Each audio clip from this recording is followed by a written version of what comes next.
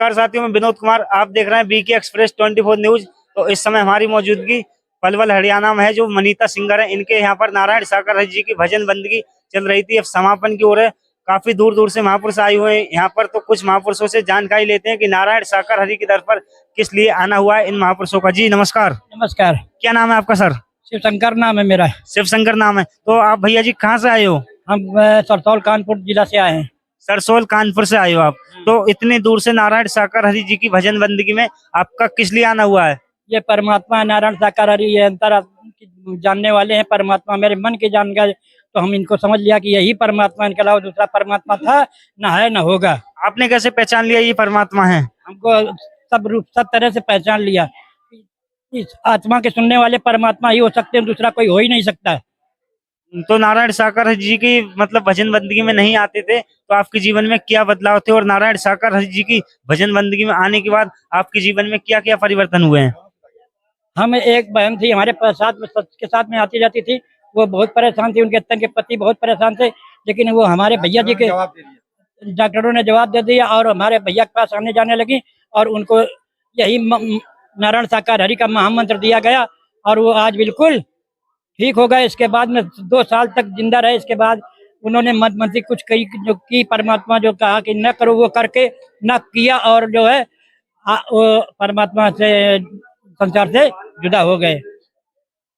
वचन का खेल है, वचन अगर मान के चलोगे तो भव से बेड़ा पार हो जाएगा। वचन नहीं मानोगे तो खाक भी मिलने वाला नहीं परमात्मा के यहाँ से। और छलावा चढ़ावा यहाँ होता नहीं, दान पर लगता नहीं, रुपया पैसा चढ़ता नहीं, फूल पाती चढ़ती नहीं, अगरबत्ती जलती नहीं, किसी प्रकार का किसी का ढोंग पाखंड आडंबर किया नहीं जाता यहाँ। तो आप देख रहे हैं कि किस तरीके से बता रहे हैं नारायण सागर हरि की दर पर आने से पहले इन्हें कितनी परेशानी थी, और जब से नारायण सागर हरि की दर पर आए हैं, जब से इनके जीवन में कितना बदलाव हुआ है। और भी कुछ महापुरुष हैं, इनसे भी जानकारी लेते हैं कि क्या बताते हैं। जी सर, क्या नाम है आपका? हमारा साहब नाम है अतर। कहाँ से आए हो आप? सरसौल कानपुर। सरसोल कानपुर। तो आपका इतने दूर से, काफी दूर से नारायण सागर हरि जी की जो भजन बंदगी चल रही है यहाँ पर पलवल हरियाणा में, तो इतने दूर से किस लिए आना हुआ है आपका?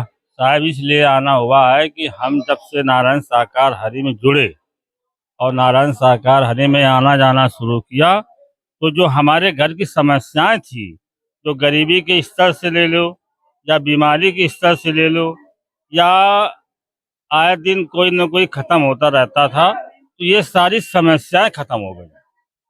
मतलब जब नारायण सागर हरि के दर पर नहीं आते थे, तो आपके दर पर कुछ न कुछ मतलब खत्म होता रहता था, कोई ना कोई होता रहता था। गरीबी, खाने के लिए बड़ी दिक्कतें थी, बीमारी में बहुत धन लगता था। यानी जो भी समस्याएं थी, जब से हमने नारायण साकार हरि में आना जाना शुरू किया, एक तो आत्मा को संतुष्टि मिली और सारी समस्या हमारी खत्म हो गई। और सरसौल, कानपुर सरसौल में हम 5-7 लोग कमेटी के हैं, तो 30 दिन 9 बजे रात से 7:30 बजे शाम से 9:30 बजे तक हर गुणगान परमानेंट होता है सरसौल में। मतलब 30 महीना में 30 दिन होते हैं, 30 दिन में 7:30 बजे से लेकर 9:30 बजे तक नारायण सागर हरि का हरि गुणगान रोज करते हो आप सब? रात में। तो आपको ऐसा क्या मिलता है ये करने से? ये करने से मिलता है कि हमको बिल्कुल, हम ये सोचते हैं कि हमारे पास कोई समस्या नहीं है, हम बिल्कुल स्वतंत्र हैं, निरोग हो जाता है। हम बिल्कुल स्वतंत्र हैं, किसी प्रकार की फिक्र नहीं कि हमारे क्या है क्या नहीं, वो सारी व्यवस्था वो स्वयं करते हैं अपना। हरि गुणगान करने से मतलब आपको खुशियां मिलती हैं? खुशियाँ मिलती है, अच्छा लगता है।